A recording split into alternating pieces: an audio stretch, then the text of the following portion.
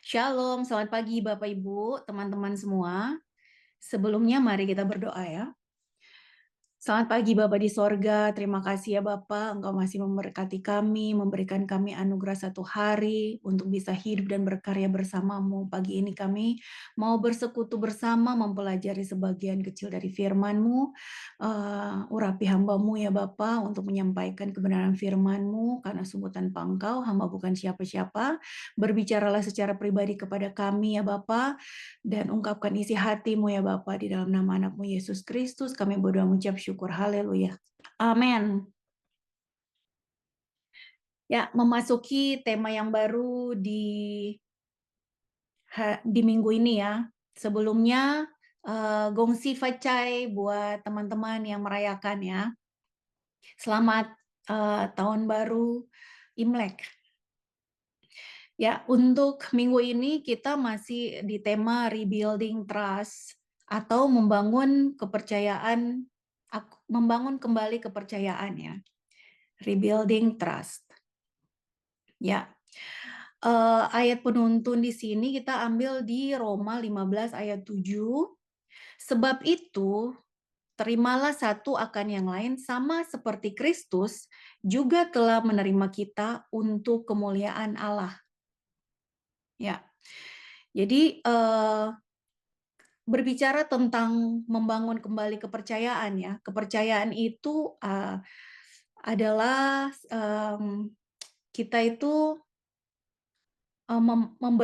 memiliki keyakinan terhadap seseorang atau sesuatu, bisa kepada seorang orang lain atau kepada agama yang kita anut ya. Ini berbicara tentang kepercayaan ya. Tapi yang sekarang ini yang saya mau bahas yaitu tentang hubungan kita dengan sesama manusia ya. Ya, kita berbicara tentang kepercayaan kita kepada sesama sesama hubungan manusia ya.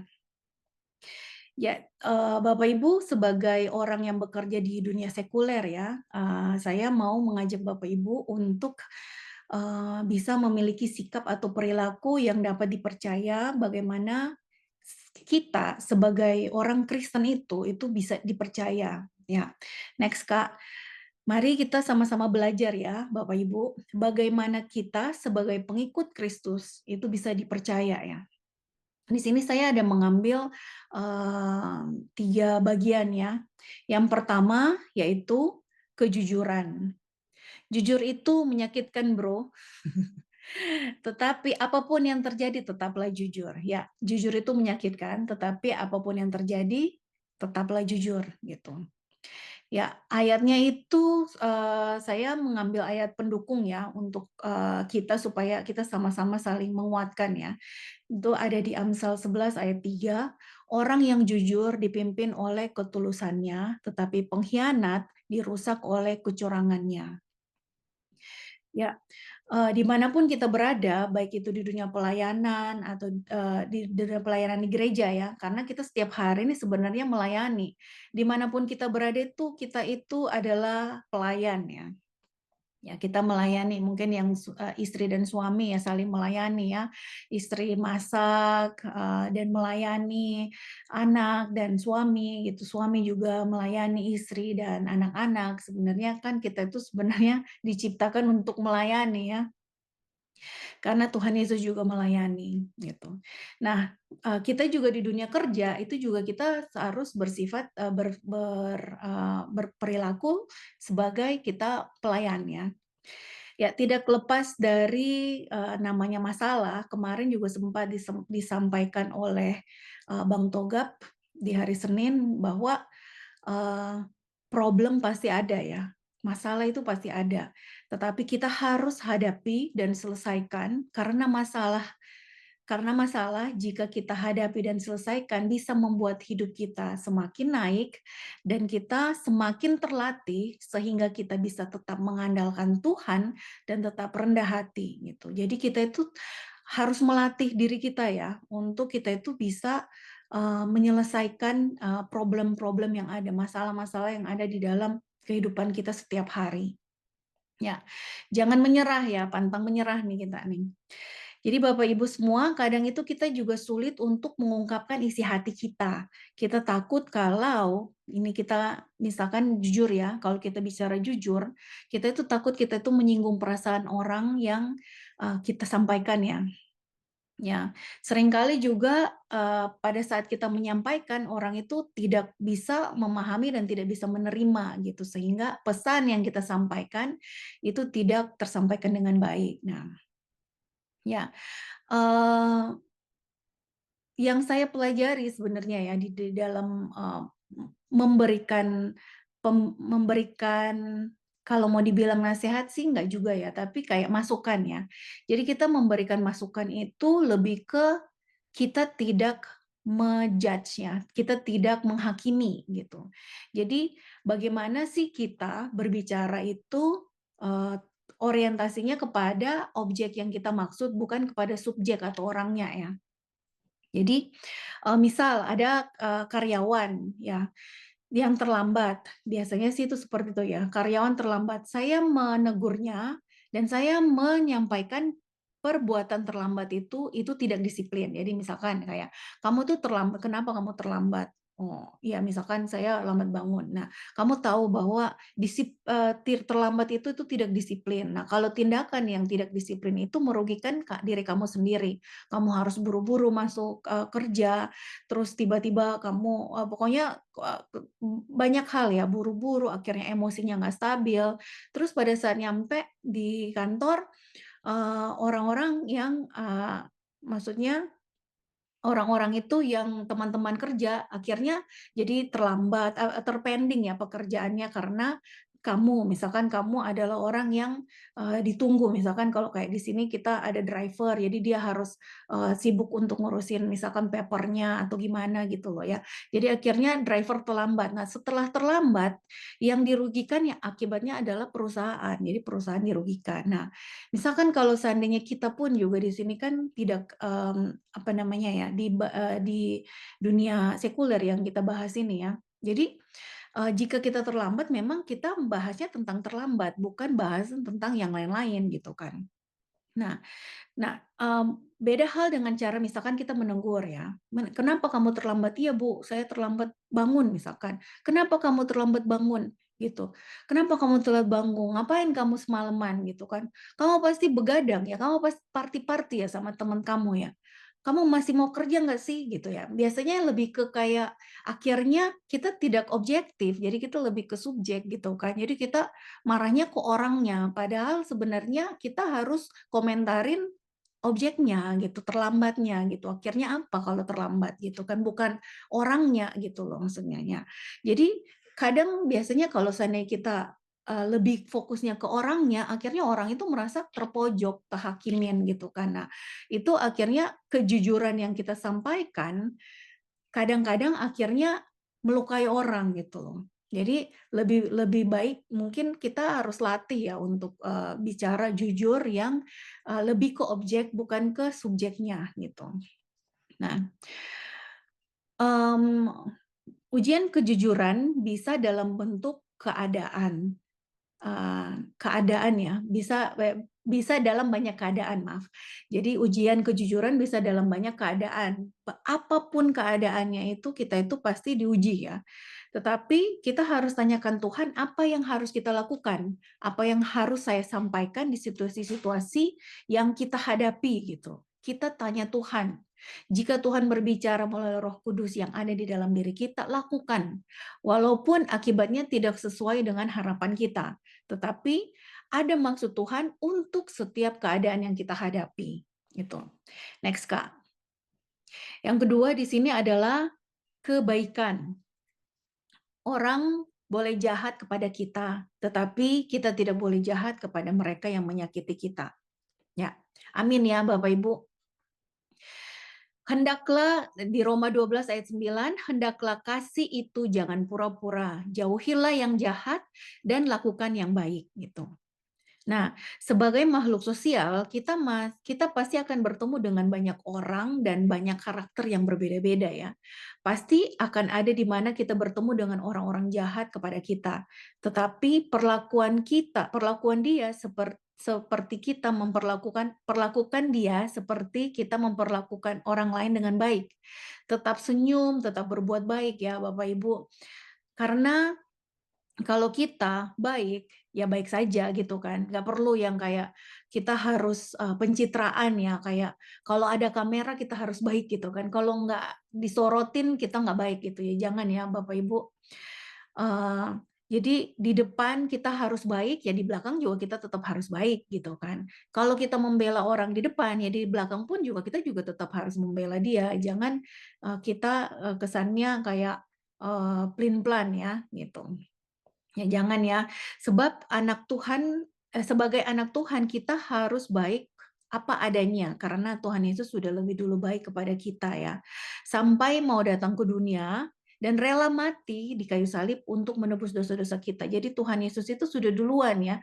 Jadi apa yang harus kita, apa namanya ya, kita, banggakan ya di dalam, kebaikan kita ya, karena Tuhan Yesus sudah terlalu baik sama kita gitu ya.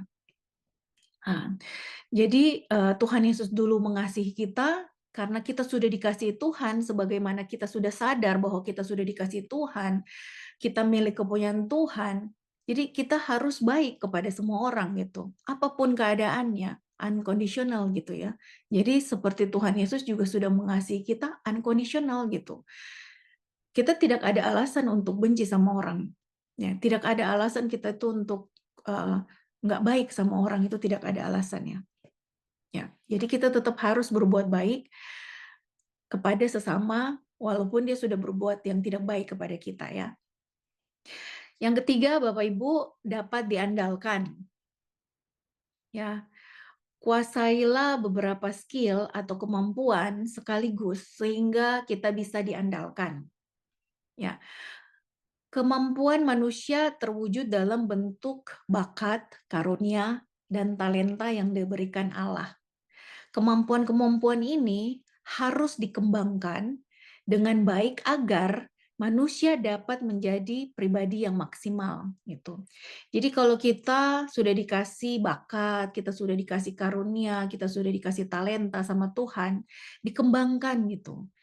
Dikembangkan ke arah yang baik gitu ya. Jadi tidak kita tidak simpan talenta kita, bakat kita, kebaikan kita itu untuk kita sendiri. Jadi kita tetap harus bagikan kepada orang.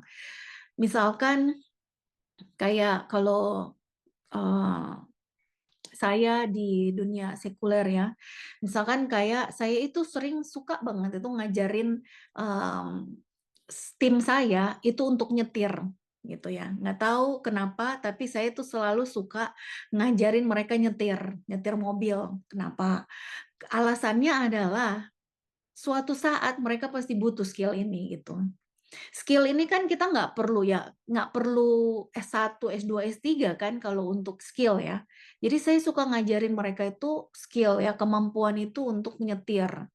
Ya karena saya juga bisa, makai mesin kopi, jadi saya selalu ngajarin juga tim saya, siapapun yang mau itu untuk, bikin kopi gitu kan, belajar tentang kopi gitu. Nah saya suka ngajarin mereka seperti itu.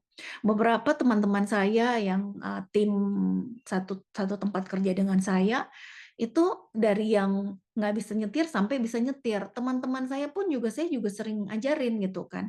Karena hal ini itu merupakan satu, apa ya namanya ya, tambahan ya. Misal suatu saat kayak waktu saya ngajarin, tim saya waktu di Bali dulu ya, dia nyetir ya. Jadi pada saat dia udah bisa nyetir, baru bisa nyetir aja, terus waktu itu omnya masuk rumah sakit, dia cerita sama saya. Omnya masuk rumah sakit, terus, tantenya masuk di ambulans dan dia harus ngikut ambulans ya.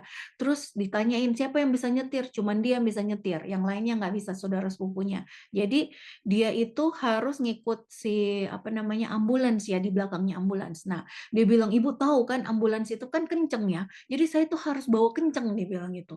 Nah, padahal saya itu kan takut Ibu, jantung saya mau copot dia bilang, karena saya kan juga baru belajar nyetir dan baru bisa sama Ibu, dia bilang gitu. Tapi saya, tetap doa dan saya jalan terus dia bilang gitu kan.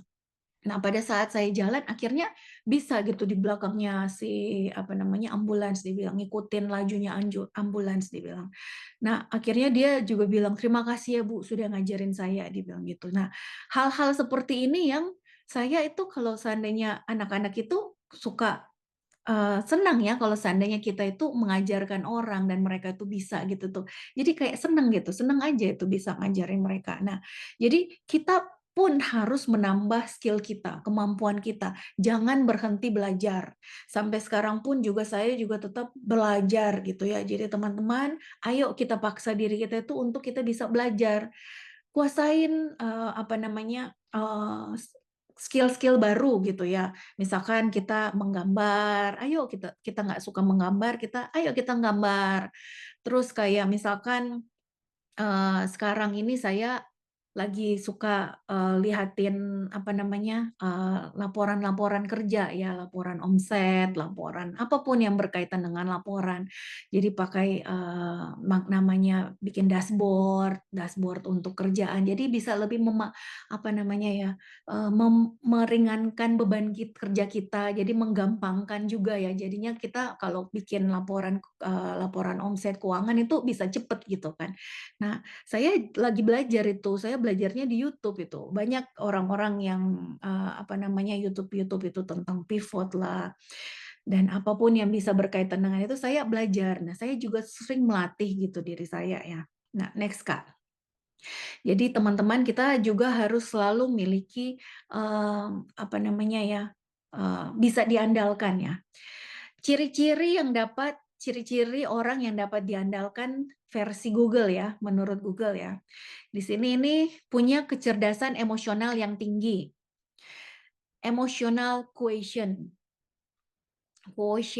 Jadi kemampuan emosional ya. Jadi kemampuan emosional itu adalah kemampuan seseorang untuk menerima, menilai, mengelola serta mengontrol emosi diri dan orang lain di sekitarnya gitu ya. Jadi kita itu harus dewasa secara emosional gitu kan. Jadi kita harus cerdas ya, kita bisa menerima, menilai, mengolah, mengontrol emosi. Itu adalah kecerdasan emosional gitu. Kemudian yang kedua itu punya sifat yang dewasa, bijaksana, dan penuh pertimbangan. Ya, ini orang yang dapat diandalkan ya secara manusia ya, manusia berpikir secara manusia ya. Sopan dan mudah beradaptasi, punya tanggung jawab, konsisten, tepat waktu, berkomunikasi dengan jelas, mempertahankan kerahasiaan, mampu bekerja sama dalam tim. Jadi menurut dunia standar standar orang yang dunia itu diandalkan itu ya seperti ini gitu.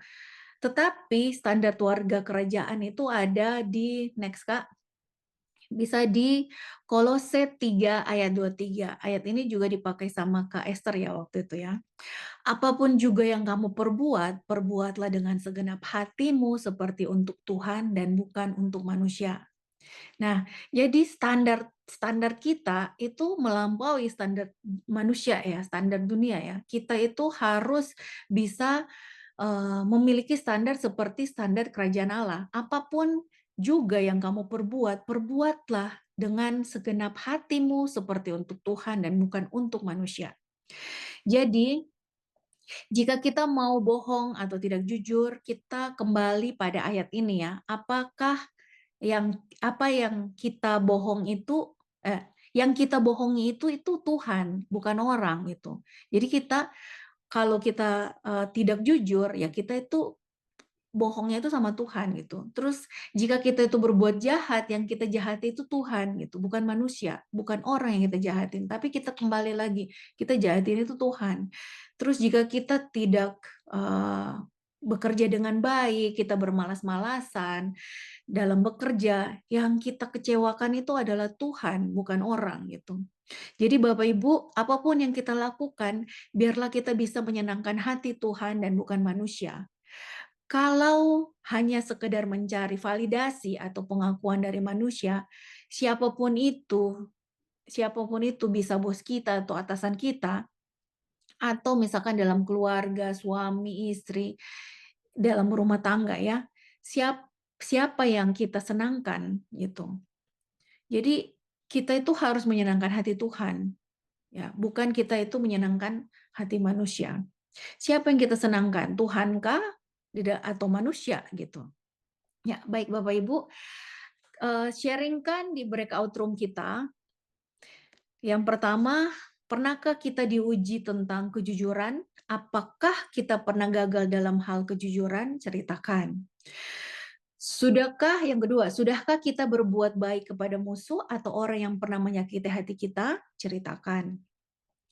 Apakah kita sudah menjadi orang yang dapat diandalkan atau belum? Kita ceritakan ya.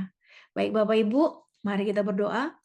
Bapa di sorga, hamba-Mu telah selesai berbicara ya Bapa. Biarlah kebenaran firman-Mu bisa jatuh di tanah hati kami yang subur dan bisa berbuah lebat untuk kemuliaan nama-Mu. Di dalam nama Tuhan Yesus kami berdoa mengucap syukur. Haleluya. Amin. Selamat sharing, Tuhan Yesus memberkati.